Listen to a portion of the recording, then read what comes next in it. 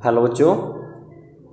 तो आज का जो हमारा टॉपिक रहेगा वो रहेगा measurement of electrical conductance, specific conductivity, molar conductivity and equivalent conductivity. मतलब हम इनको मेज़र करना सीखेंगे कि हम इन सबको कैसे मेज़र कर सकते हैं, कैसे फाइंड आउट कर सकते हैं।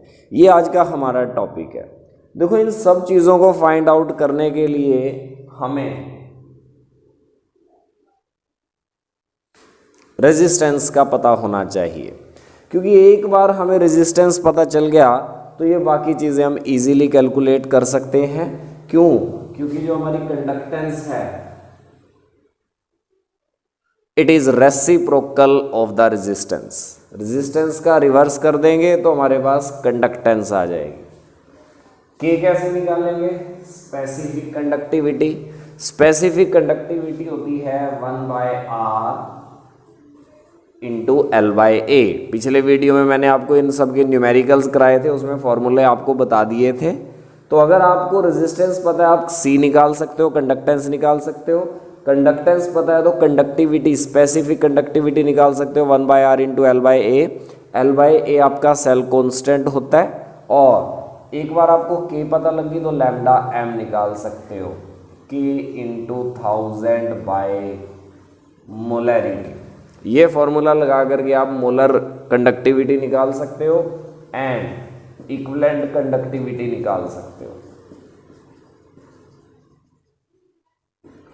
मतलब इन सब के पीछे जो हाथ है वो रेजिस्टेंस का है।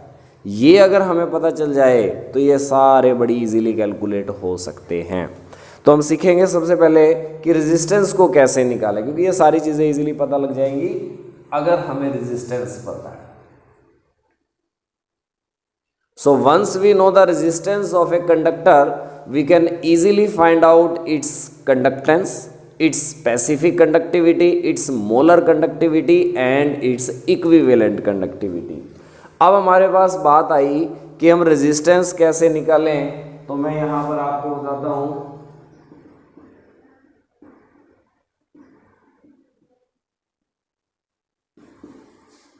Resistance of a conductor can be calculated by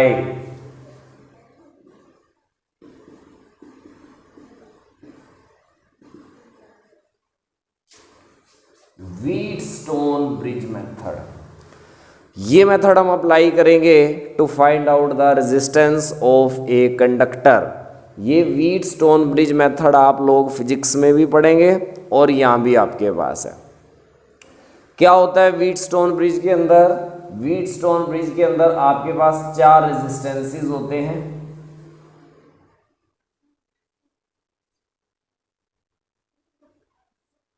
इस तरह से ये हमारे पास कोई 4 रेजिस्टेंसेस हैं।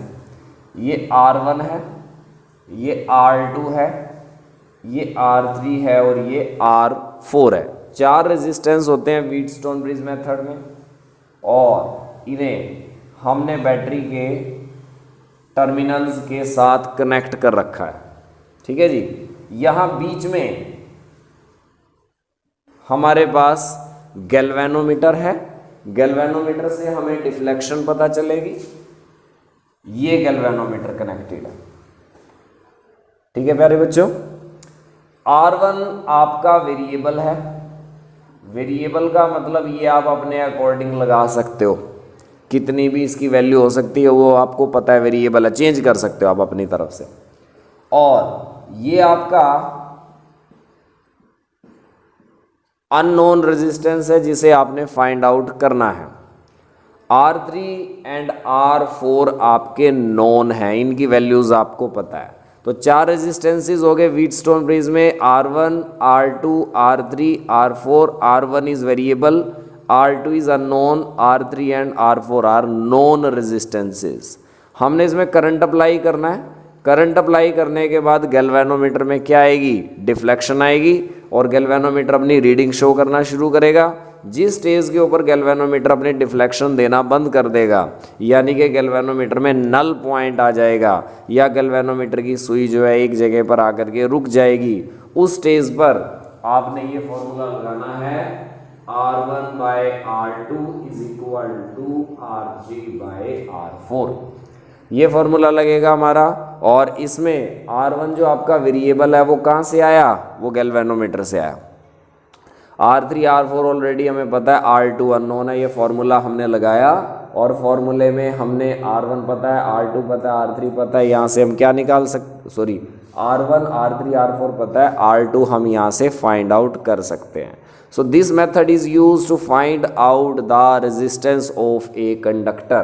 एक कंडक्टर का रेजिस्टेंस, एक रोड का रेजिस्टेंस निकालने के लिए आप इस मेथड को यूज़ कर सकते हो, which is known as Wheatstone bridge method. लेकिन ये मेथड जो मैंने अभी आपको बताया ये किसी सॉलिड रोड के लिए है, मेटल रोड के लिए है, बट केमिस्ट्री में हमने सॉल्यूशंस का रेजिस्टेंस निकालना है, और सॉल्यूशंस का रेजिस्टेंस निकालने में इस मेथड को हम डायरेक्टली यूज़ नहीं कर सकते। क्यों नहीं यूज़ कर सकते, यहाँ पर आपने जो करंट यूज़ किया है ना, वो करंट डीसी करंट यूज़ किया है, लेकिन अगर हम सॉल्यूशन के ऊपर डीसी करंट लगाएंगे ना, तो आपका जो सॉल्यूशन है उसका आयोनाइजेशन हो जाएगा या इलेक्ट्रोलिसिस हो जाएगी सॉल्यूशन की, जिसकी वजह से उसकी कंसंट्रेशन बदलने लगेगी नियर द इलेक्ट्रोड्स, और उसकी रेजिस्टेंस भी बदलता चला जाएगा। यानी कि डीसी करंट आप लगा सकते हो मेटल रोड का रेजिस्टेंस फाइंड आउट करने के लिए, किसी सॉलिड रोड का रेजिस्टेंस फाइंड आउट करने के लिए, लेकिन सॉल्यूशन का रेजिस्टेंस फाइंड आउट करने के लिए आप डीसी करंट नहीं लगा सकते। ठीक है, तो अब मैं आपको बताता हूँ कि अगर किसी सॉल्यूशन का रेजिस्टेंस निकालना है, बिकॉज केमिस्ट्री में तो हम सॉल्यूशन की ही बात करेंगे, तो उसमें हमें क्या क्या चेंजेस करने पड़ेंगे। तो मैं टॉपिक में यहां लिख देता हूं कि modifications in Wheatstone bridge method. Wheatstone bridge method में हमने क्या क्या मॉडिफिकेशंस करी to find resistance of a solution.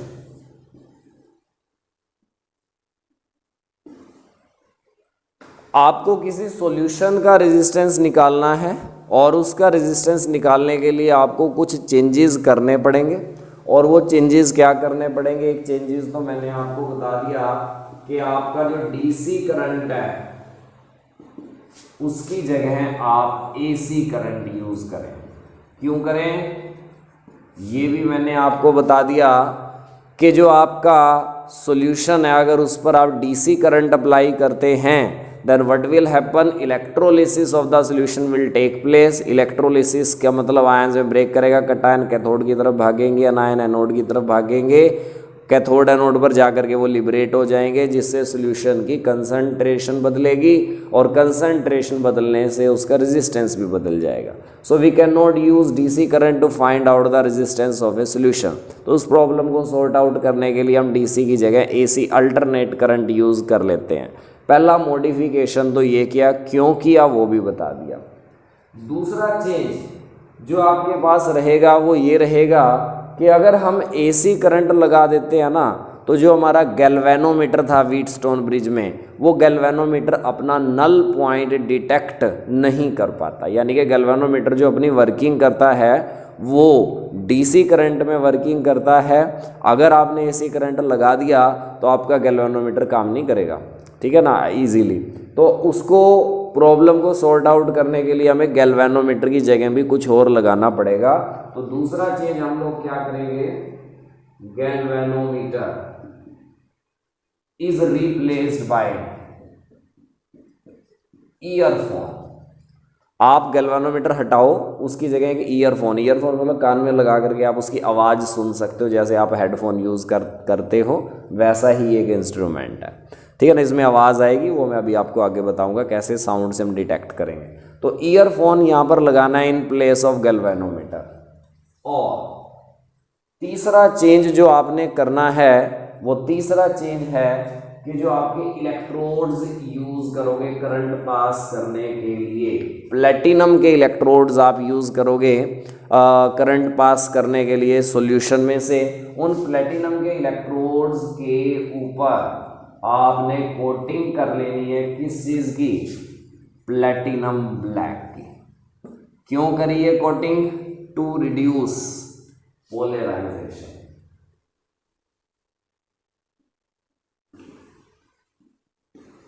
ताकि पोलराइजेशन ना हो उसके, कम से कम हो। पोलराइजेशन का मतलब चार्ज सेपरेशन, ठीक है ना, तो वो ना हो उसके, आपके आयंस ब्रेक ना हो, कटायन कैथोडन आयन एनोड की तरफ ना जाएं, पोलराइजेशन ना हो, उसको रोकने के लिए। तो आपके पास यहाँ से अगर क्वेश्चन आया तो इस तरह से आएगा, what modifications are required in Wheatstone bridge method to find out the resistance of a solution. एक सॉल्यूशन का रेजिस्टेंस निकालने के लिए व्हीटस्टोन ब्रिज मेथड में हमें क्या क्या मॉडिफिकेशंस करनी पड़ेंगी। तो हम यहाँ पर ये 3 मॉडिफिकेशन लिखेंगे कि डीसी करंट को एसी से रिप्लेस करना पड़ेगा। क्यों रिप्लेस करना पड़ेगा वो भी समझा देना है साथ के साथ। गैल्वेनोमीटर की जगह ईयरफोन लगाना है, because galvanometer fail to detect null point in AC current, that is why galvanometer is replaced by earphone. तीसरा, प्लेटिनम इलेक्ट्रोड्स के ऊपर प्लेटिनम ब्लैक की कोटिंग करनी है। तो आपने ये चेंजेस करने हैं। और अब मैं आपको बताता हूं कि आपने किस तरह से सॉल्यूशन का रेजिस्टेंस आपने किस तरह से निकालना है। सॉल्यूशन का रेजिस्टेंस निकालने के लिए व्हीटस्टोन ब्रिज को ही बेस लेकर के हम चलेंगे, और यहाँ पर हम लोग एक मेटल वायर लेते हैं AB। This metal wire is 1 metre long, और इस 1 मीटर लॉन्ग मेटल वायर को इस तरह से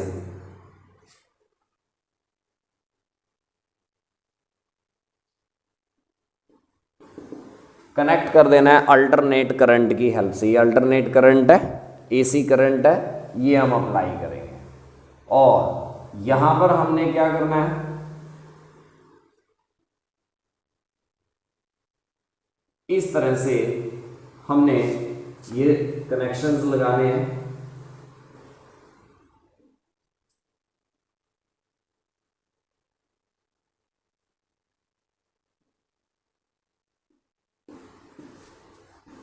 इस तरह से हमारे कनेक्शंस है।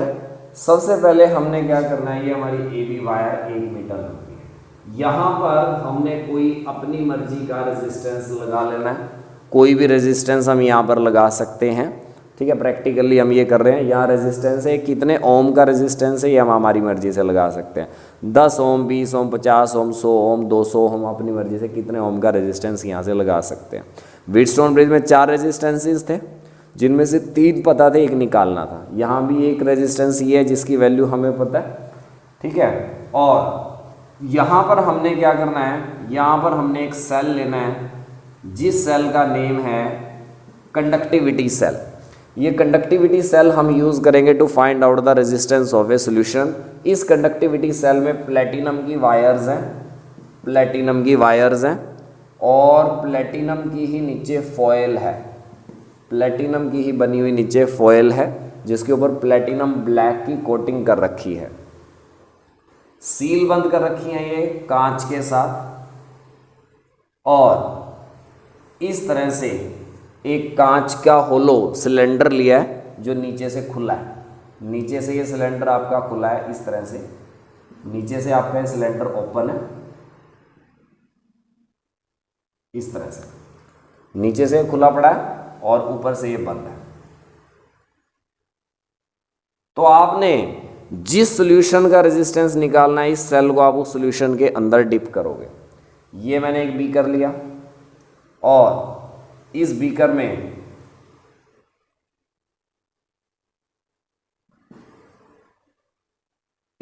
में मैंने वो सॉल्यूशन ले लिया जिस सॉल्यूशन का रेजिस्टेंस हमने निकाला। ये वो सॉल्यूशन है। सॉल्यूशन में हमने इस सेल को डिप कर रखा है जिसका नेम कंडक्टिविटी सेल है, और इस सेल की 2 वायर है। एक वायर को यहाँ कनेक्ट कर दिया, दूसरी वायर को यहाँ कनेक्ट कर दिया। ये आपके पास जो आया रेजिस्टेंस एक्स रेजिस्टेंस, ये इस सॉल्यूशन का रेजिस्टेंस आएगा जो हमने निकालना है। एक रेजिस्टेंस हमें पता है, एक रेजिस्टेंस ये हमने निकालना है, दो रेजिस्टेंसेस यहाँ आएंगे। कैसे? हमने क्या करना है, यहाँ से एक वायर निकालनी है ऐसे, और ये आपका वो ईयरफोन है, जो ईयरफोन लगाया था हमने गैल्वेनोमीटर की जगह, ये वो ईयरफोन है, इसको कान के लगा करके आवाज़ सुनेंगे। और इस ईयरफोन से आगे इस तरह से जॉकी लगी हुई है, या आप इसको की बोल सकते हैं, की भी बोल सकते हैं, जॉकी भी बोल सकते हैं।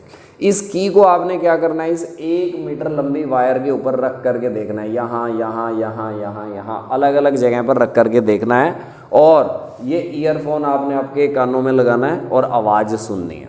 जैसे ही आप इस की को रखोगे इस वायर के ऊपर, तो इसमें कुछ ना कुछ साउंड आएगा, ठीक है ना, कोई आवाज़ आएगी, ठीक है ना। और आवाज़ आपने अलग अलग जगह पर रखने पर आवाज़ का जो साउंड है वो अलग अलग लाउड का आएगा। आपने क्या करना है, इस की को वहाँ रखना है, इस पूरी 1 मीटर लंबी वायर पर वहाँ रखना है जहाँ रखने पर इस ईयरफोन में आवाज़ कम से कम आए, वो पॉइंट फाइंड आउट करना है। यहाँ रखोगे शायद आवाज़ बड़ी तेज़ आएगी, यहाँ रखोगे आवाज़ बड़ी तेज़ आएगी। इस तरह से आपने रख करके चेक करना है भी कहाँ रखने पर आवाज़ इसमें कम से कम आ रही है। दैट पॉइंट आपने यहाँ पर फाइंड आउट करना है, और वो पॉइंट हमारा हो गया सी, ठीक है। अब आपने वही वाला फॉर्मूला लगाना है जो हमारा व्हीटस्टोन ब्रिज में लगता है, R बाय एक्स ये बाय ये is equal to AC by BC। R की वैल्यू आपको ऑलरेडी पता है, AC आपको पता है क्योंकि आपको पूरी वायर की लंबाई पता है 1 मीटर है, तो AC कितने सेंटीमीटर है, BC कितने सेंटीमीटर है, आपको इजीली पता चल जाएगा। AC पता चल गया, BC पता चल गया, R पता है, यहाँ से आप X निकाल सकते हो। X क्या चीज़ है, X is the resistance of this solution. तो ये सॉल्यूशन का रेजिस्टेंस आप इजीली फाइंड आउट कर सकते हो by the use of Wheatstone bridge method. Once you know the resistance of a conductor, you can easily find out its conductivity, conductance, molar equivalent conductivity सारी निकाल सकते हो, because conductance क्या होगी, reciprocal of the resistance। conductance पता लगी तो आप specific conductivity यानी कि K निकाल सकते हो, which is equal to 1 by R into L by A। resistance का reciprocal multiply L by A क्या होता है, लेंथ बाय एरिया, इस सेल की लेंथ और इस सेल का area, that is known as L by A, या इसे नाम दिया जाता है सेल कांस्टेंट। इस सेल की लेंथ और एरिया, हर एक सेल की लेंथ और एरिया फिक्स होती है, and that is known as cell constant, ये L by A होता है। ओके, तो L by A वो था हमारा इसके बारे में। तो ये मैंने आप लोगों को बता दिया, how can we find out conductivity, conductance, molar conductivity, equivalent conductivity, specific conductivity, ये सारी हमने निकालनी सीख ली। तो इसके बाद हम लोग डिस्कस करेंगे कि जो हमारी स्पेसिफिक कंडक्टिविटी है, equivalent conductivity and molar conductivity है, वो कैसे वेरी करेंगी, मतलब क्या चेंजेस उसमें आएगा अगर हम हमारे सॉल्यूशन को डाइल्यूट कर दें। हम हमारे सॉल्यूशन में थोड़ा पानी डाल दें, पानी डालने से हमारा सॉल्यूशन डाइल्यूट हो जाएगा। ऐसा करने पर उसकी conductivity, molar conductivity and equivalent conductivity पर क्या प्रभाव पड़ेगा, अब हम ये डिस्कस करें। आपने ध्यान रखना है कि जो आपकी K है, K मतलब स्पेसिफिक कंडक्टिविटी है, स्पेसिफिक कंडक्टिविटी हमेशा डिक्रीज करेगी डाइल्यूशन के साथ। आपने अगर आपके सॉल्यूशन को डाइल्यूट कर दिया, मतलब उसमें आपने पानी डाल दिया, तो आपकी K डाइल्यूट, K जो है आपकी वो डिक्रीज करेगी। क्यों डिक्रीज करेगी, क्योंकि ये किस पे डिपेंड करती है, ये डिपेंड करती है, K डिपेंड करती है अपॉन नंबर ऑफ आयंस पर यूनिट वॉल्यूम।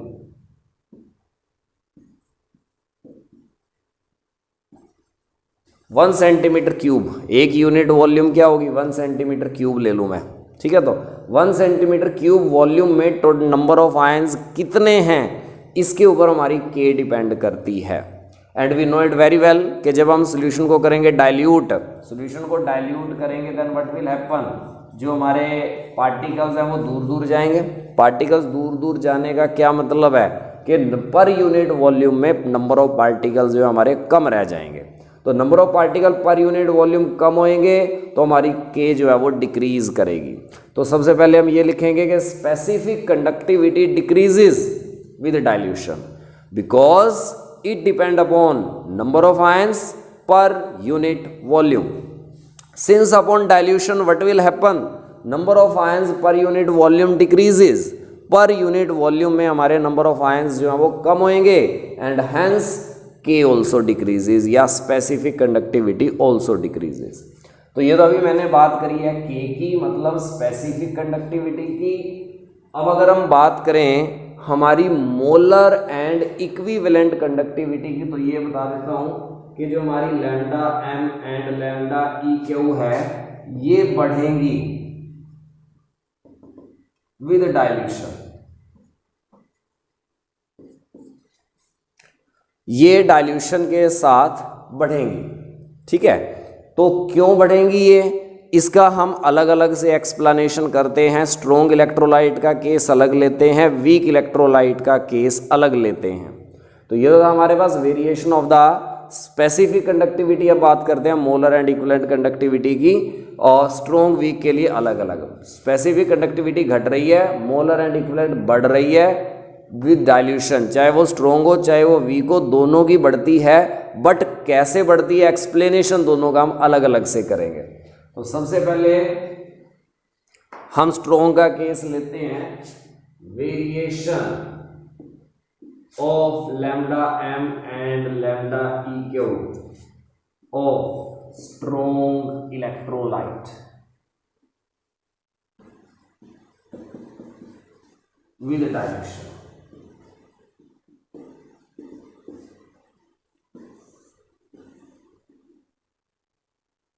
स्ट्रॉन्ग इलेक्ट्रोलाइट की मोलर एंड इक्विवेलेंट कंडक्टिविटी कैसे वेरी करती है ये मैं आपको बताता हूँ। देखो ये तो मैंने आपको बता ही दिया था कि बढ़ती है, लेकिन मैं यहाँ पर आपको बताऊंगा बढ़ती जरूर है, स्मॉल इंक्रीज करेगी, लेकिन small increase in specific conductivity.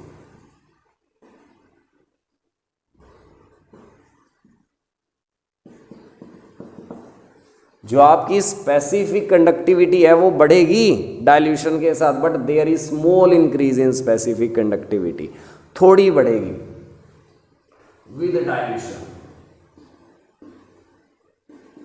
बढ़ेगी लेकिन थोड़ी बढ़ेगी। थोड़ी क्यों बढ़ेगी, इसका कारण ये है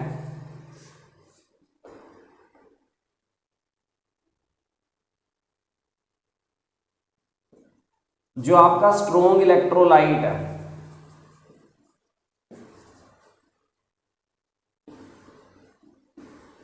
डिसोसिएट कंप्लीटली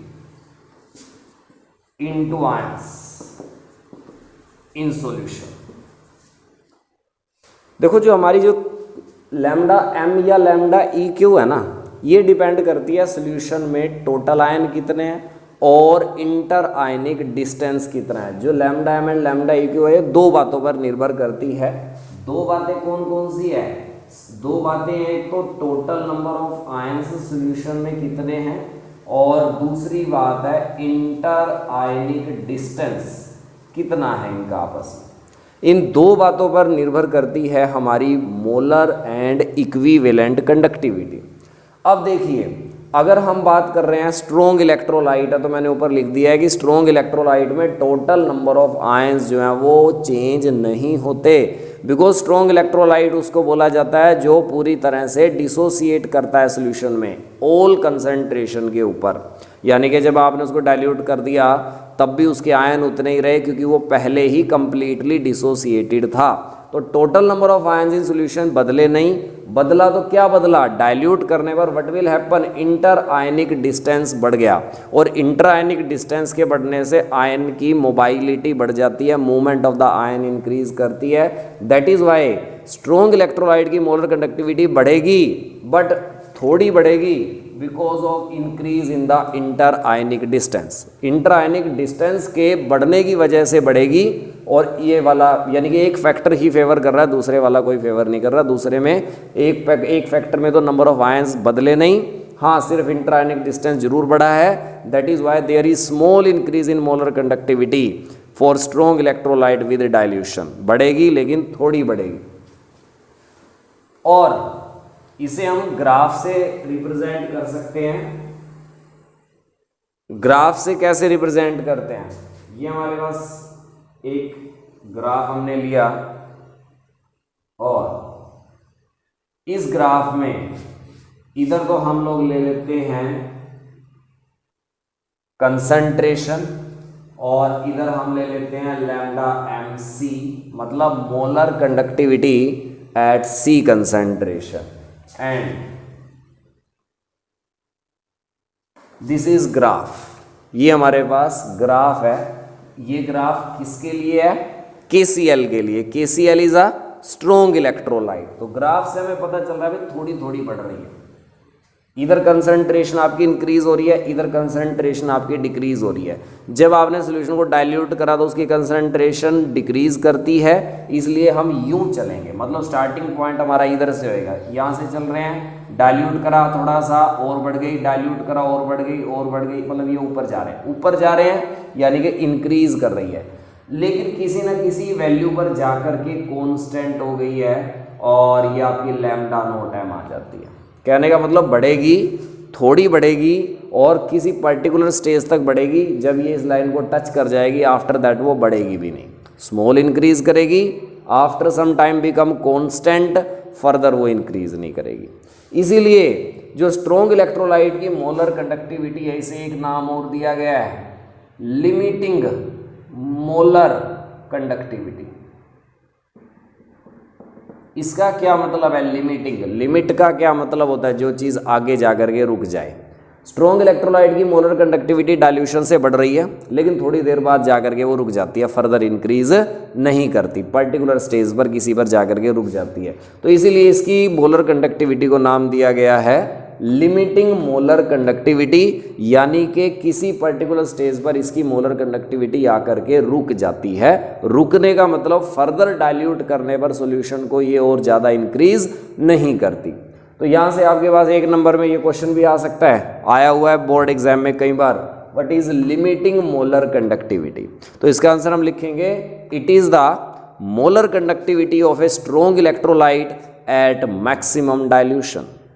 जब आपने सॉल्यूशन को मैक्सिमम डाइल्यूट कर दिया और उस स्टेज पर मैक्सिमम जो मोलर कंडक्टिविटी आपकी आई है, that is called limiting molar conductivity. Notes में मैंने आपको जो PDF फाइल भेजी है उसमें डेफिनेशन लिखी पड़ी है इनकी, ठीक है जी। तो लिमिटिंग मोलर कंडक्टिविटी, इसके बारे में हमारे पास हो गया। And this graph is for the strong electrolyte. Strong electrolyte के लिए हमारा ये ग्राफ था, लेकिन वीक इलेक्ट्रोलाइट के लिए हमारे पास ये नहीं है। और ये ग्राफ जो हमने बनाया है एक इक्वेशन के अकॉर्डिंग बनाया है। ये जो हमारा ग्राफ है एक इक्वेशन के अकॉर्डिंग है, and the equation is known as Debye HUCKEL, Huckel Onsager equation. This graph is prepared according to equation known as d by Huckel-Onsager equation, which is lambda mc is equal to lambda naught m minus b root c। ये हमारे पास equation है। Lambda M C का मतलब molar conductivity at C concentration, lambda naught M is the molar conductivity at maximum dilution, जिसे हमने limiting molar conductivity बोला था। बी कोई कांस्टेंट है, सी कंसंट्रेशन है। This equation is Debye Huckel Onsager equation, और लो कंसंट्रेशन के ऊपर ये इक्वेशन ज़्यादातर एप्लीकेबल रहती है, हाई कंसंट्रेशन पर नहीं रहती। तो ये हमने डिस्कस किया how does the molar conductivity of a strong electrolyte changes with dilution. लेकिन अगर हम वीक इलेक्ट्रोलाइट की मोलर कंडक्टिविटी कैलकुलेट करना चाहें और ग्राफ बनाएं, तो वीक इलेक्ट्रोलाइट का ग्राफ जो सा है आपका इस टाइप का ग्राफ आएगा। ये आपके पास है CH3COOH। इस ग्राफ से आपको क्या पता लग रहा है कि there is sharp increase in molar conductivity of the weak electrolyte with dilution. Dilution के साथ molar conductivity of the weak electrolyte एकदम से बढ़ रही है, इसकी धीरे धीरे बढ़ रही थी, स्ट्रेट लाइन थी, कर्व का मतलब एकदम से इंक्रीज हो रही है, ठीक है ना, यानी कि कर्व शेप में आप। और हाँ दूसरी बात, स्ट्रोंग की तो यहाँ पे टच कर रही थी, किसी ना किसी स्टेज पर जाकर के कांस्टेंट हो रही थी, इसकी कांस्टेंट भी नहीं होएगी, मतलब एवरी डाइल्यूशन पे मोलर कंडक्टिविटी बढ़ती जाएगी वीक इलेक्ट्रोलाइट के लिए। जितना आप सॉल्यूशन को डाइल्यूट करते जाओगे उतना मोलर कंडक्टिविटी इसकी बढ़ती जाएगी, यानी कि इसकी लिमिटिंग मोलर कंडक्टिविटी नहीं होती। लिमिटिंग का मतलब इसकी रुकती नहीं है, जितना मर्जी डाइल्यूट कर लो एवरी डाइल्यूशन पे इसकी मोलर कंडक्टिविटी बढ़ेगी, चाहे कितनी मर्जी बढ़े, चाहे थोड़ी से थोड़ी बढ़े, बढ़ेगी जरूर। क्लियर? तो ये ग्राफ स्ट्रोंग का है, ये ग्राफ वीक का है। स्ट्रोंग की मोलर कंडक्टिविटी लिमिटिंग हो जाती है, वीक की किसी भी स्टेज पर लिमिटिंग नहीं होती। स्ट्रोंग की स्मॉल इंक्रीज करती है डाइल्यूशन के साथ, वीक की शार्प इंक्रीज करती है डाइल्यूशन के साथ। क्यों इंक्रीज करती है वीक की शार्प, ये मैं आपको समझा देता हूँ। तो टॉपिक में हम लोग कर रहे हैं variation of lambda and lambda Q of weak electrolyte. Weak electrolyte की मोलर कंडक्टिविटी कैसे वेरी करती है वो अब हम डिस्कस करते हैं। इसके लिए देखो, आपका जो वीक इलेक्ट्रोलाइट है ना, जब आप वीक इलेक्ट्रोलाइट को करते हो डाइल्यूट, तो डाइल्यूट करने पर उसके नंबर ऑफ आयन्स बढ़ते हैं, बिकॉज वीक इलेक्ट्रोलाइट उसको बोला जाता है जो पूरी तरह से आयन में डिसोसिएट नहीं करता। अगर आपने उसको डाइल्यूट कर दिया तो वो डिसोसिएट और करेगा, थोड़ा सा और डाइल्यूट करोगे और डिसोसिएट करेगा, और डाइल्यूट करोगे और डिसोसिएट करेगा। मतलब डाइल्यूशन करने पर वो फर्दर एंड फर्दर डिसोसिएट करता जाएगा, मतलब उसके नंबर ऑफ आयन्स बढ़ते चले जाएंगे ड्यूरिंग डाइल्यूशन। तो नंबर ऑफ आयन्स भी उसके बढ़ रहे हैं, और डाइल्यूट करने पर इंटर आयनिक डिस्टेंस भी बढ़ता है। इंटर आयनिक डिस्टेंस का मतलब डाइल्यूट करने पर आयंस दूर दूर भी जाएंगे, क्योंकि उसमें सॉल्वेंट ज़्यादा आ गया है। तो यानी कि यहाँ दोनों फैक्टर जो हमारे हैं वो फेवर में है अपॉन डाइल्यूशन। स्ट्रोंग में क्या था, नंबर ऑफ आयंस नहीं बढ़े थे, सिर्फ इंटर आयनिक डिस्टेंस बढ़ा था। वीक में नंबर ऑफ आयंस भी बढ़ रहे हैं, इंटर आयनिक डिस्टेंस भी बढ़ रहा है, दोनों फैक्टर फेवर है। तो इसलिए हम क्या लिखेंगे, there is sharp increase in molar conductivity.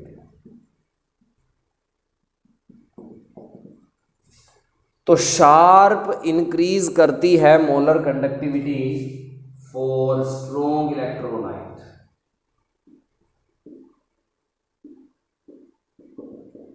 With dilution. Weak strong के केस में तो क्या था, स्ट्रॉन्ग नहीं सॉरी यहां वीक आएगा।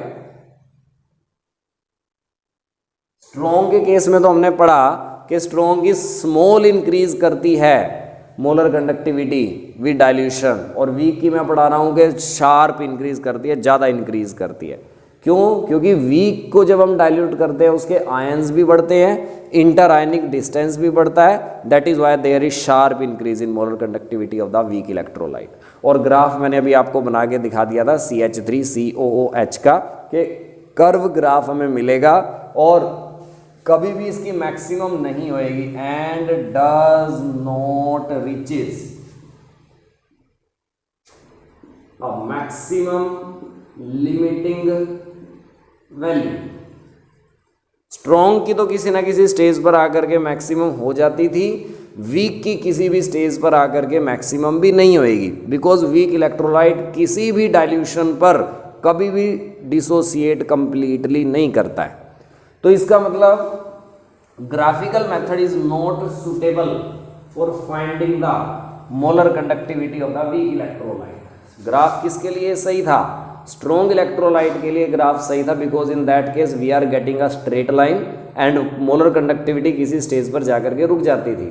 But this method is not suitable, graphical method is not suitable to find out the molar conductivity of a weak electrolyte. तो कैसे कैलकुलेट करेंगे molar conductivity of a weak electrolyte? इसके लिए हमारे पास एक लॉ है, and the law is known as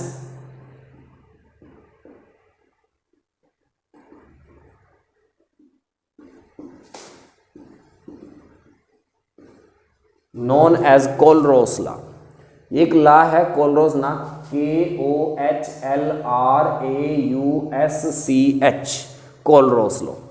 ये लो क्या कहता है हमें, ये लो कहता है आपके पास कोई भी इलेक्ट्रोलाइट हो, चाहे स्ट्रोंग हो चाहे वीक हो, मैं मान लो ले लूँ NaCl ले लूँ, ये कहता है कोई भी इलेक्ट्रोलाइट आपके पास है, चाहे स्ट्रोंग है चाहे वीक है, उसकी जो मोलर कंडक्टिविटी मैक्सिमम डाइल्यूशन पर होगी। मैक्सिमम डाइल्यूशन, ये नोट का मतलब आपने उसको मैक्सिमम डाइल्यूट कर रखा है, तो मैक्सिमम डाइल्यूशन के ऊपर molar conductivity of an electrolyte is equal to sum of molar conductivity of ions produced by that electrolyte in solution. जो जो आयन ये सॉल्यूशन में दे रहा है उनके सम के इक्वल। NaCl देता है Na प्लस एंड देता है Cl नेगेटिव, तो Na plus and Cl negative के सम के इक्वल इसकी टोटल मोलर कंडक्टिविटी आ जाएगी। ये कहता है हमें कोलरोस लॉ। एक बार डेफिनेशन लिख देता हूं। According to this law, molar conductivity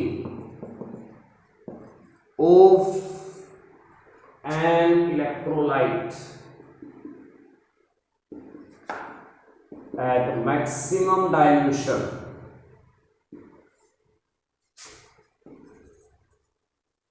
is equal to sum of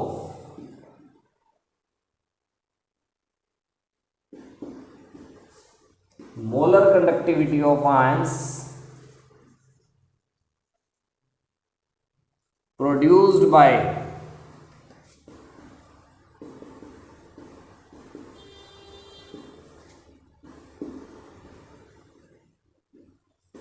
that electrolyte in solution। तो कोलरोस लॉ कहता है किसी भी इलेक्ट्रोलाइट की जो मोलर कंडक्टिविटी है, चाहे स्ट्रोंग हो चाहे वीक हो, दोनों के लिए कह रहा है ये बात, अकेले वीक के लिए नहीं कह रहा। चाहे वीक इलेक्ट्रोलाइट हो चाहे स्ट्रोंग इलेक्ट्रोलाइट हो, उनकी जो मोलर कंडक्टिविटी है मैक्सिमम डाइल्यूशन पे, वो उनके आयंस के सम के इक्वल आएगी। NaCl की जो है वो आएगी Na प्लस की कितनी है प्लस Cl नेगेटिव की कितनी है, तो दोनों के सम के इक्वल आएगी। ये बात कहता है हमें Kohlrausch law. And this law is helpful in finding the molar conductivity of a weak electrolyte. अब हम इसकी एप्लीकेशन देख लेते हैं कि कोलरोस लॉ की एप्लीकेशन क्या है। 1 मार्क में ये लॉ की डेफिनेशन इंपॉर्टेंट है, पूछ सकते हैं कोलरोस लॉ क्या कहता है, ठीक है ना। इसकी एप्लीकेशन मैं आपको बता देता हूं।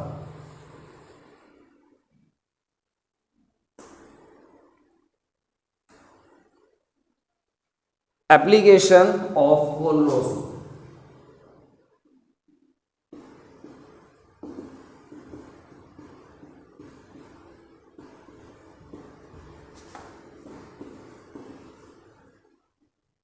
कोलरोस लॉ की एप्लीकेशन क्या क्या रहेंगी।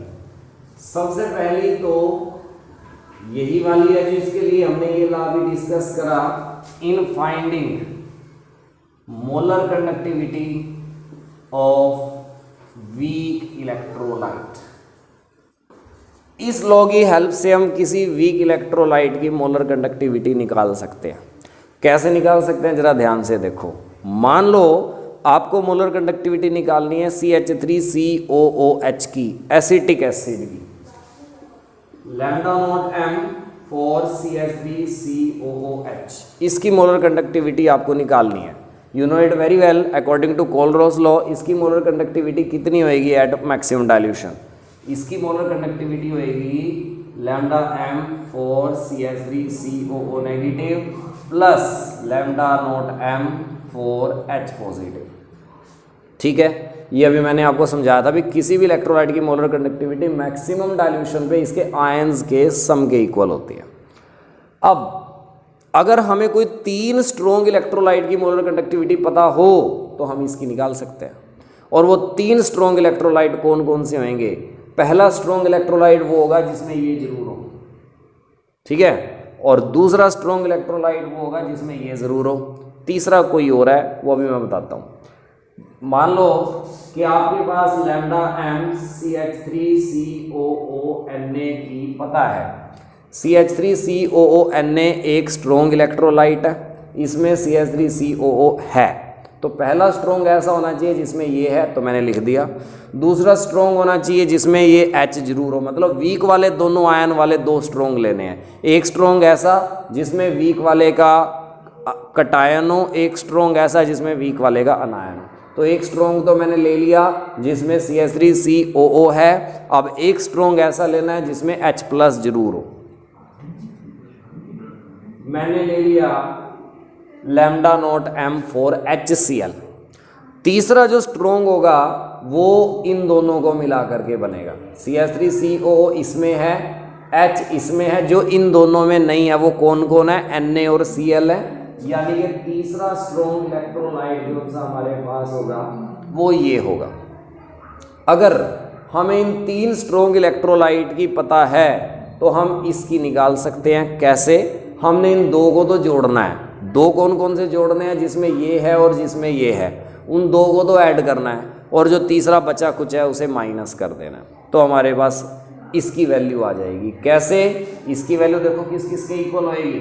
Lambda naught M4CH3COO negative, lambda naught M4Na positive, lambda naught M4H positive, lambda naught M4Cl negative, lambda naught M4Na positive, lambda naught M4Cl negative.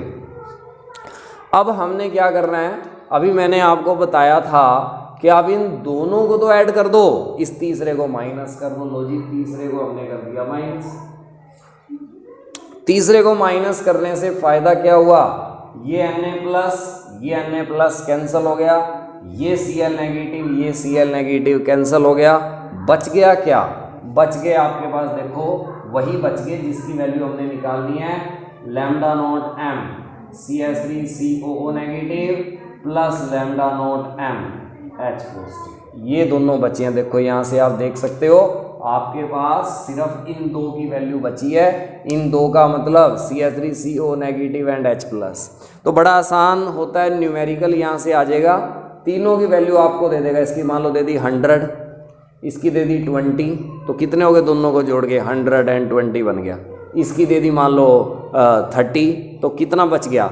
120 में से 30 माइनस करा तो कितना बच गया? 90। ऐसे कोई भी वैल्यू आपको दे दे तीनों की, तो आपने वो दो ऐड करने हैं जिनमें स्ट्रोंग के कटायन एंड अनायन है, और जो तीसरा स्ट्रोंग बच गया उसे माइनस कर देना है। तो आपके पास वीक इलेक्ट्रोलाइट की मोलर कंडक्टिविटी आ जाएगी।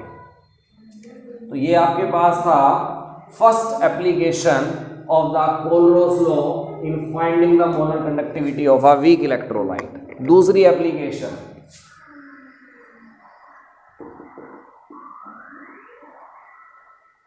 in finding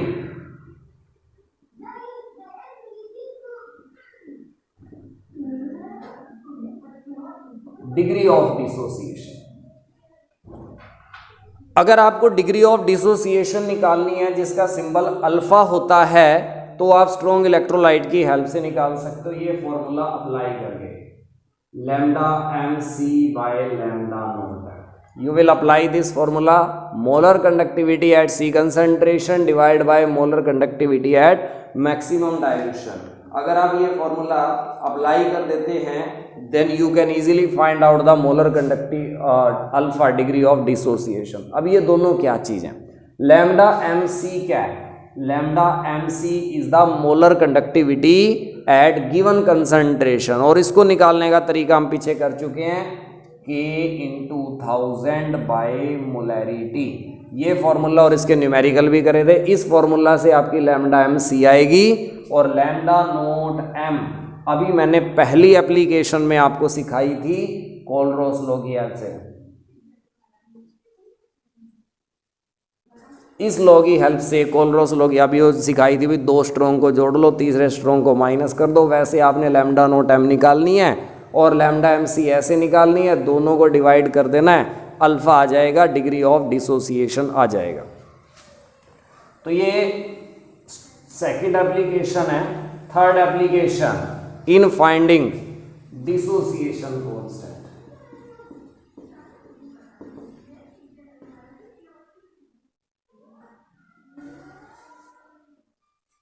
डिसोसिएशन कांस्टेंट का भी सिंबल के होता है और स्पेसिफिक कंडक्टिविटी का भी सिंबल के होता है, तो कंफ्यूज मत हो जाना।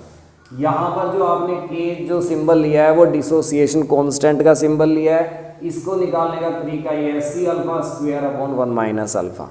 सी इज द कंसंट्रेशन और अल्फा अभी आपने पीछे निकाला था, डिग्री ऑफ डिसोसिएशन। तो K C alpha square upon 1 minus alpha करके आप के निकाल सकते हो, डिसोसिएशन कांस्टेंट निकाल सकते हो।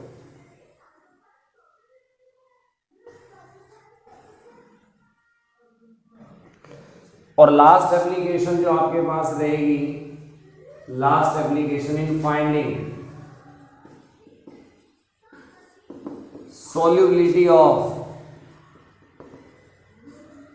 sparingly soluble salts।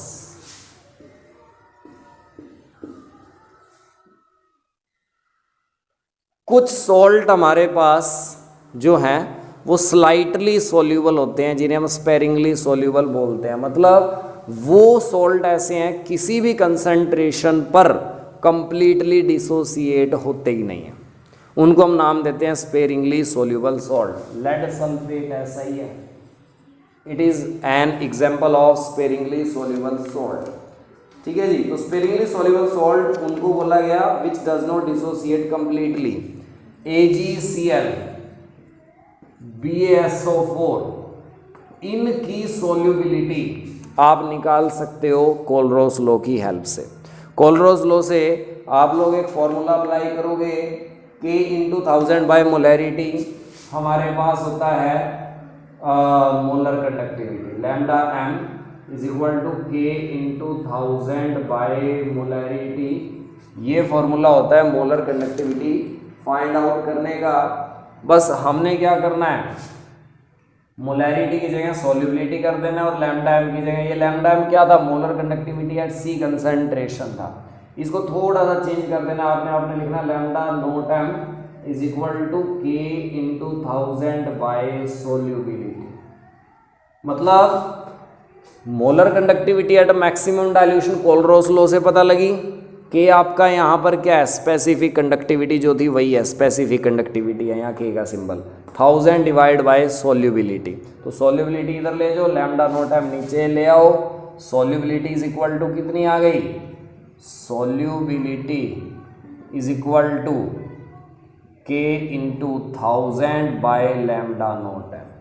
This is the way to find out the solubility of sparingly soluble salts। जो salts slightly soluble होते हैं, completely soluble नहीं होते, उनकी solubility आप निकाल सकते हो कोलरोस लॉ की हेल्प से। तो इन टॉपिक के न्यूमेरिकल भी इम्पोर्टेंट है, न्यूमेरिकल भी एक बार आप इजीली कर सकते हो इन फॉर्मूले की हेल्प से, ठीक है ना।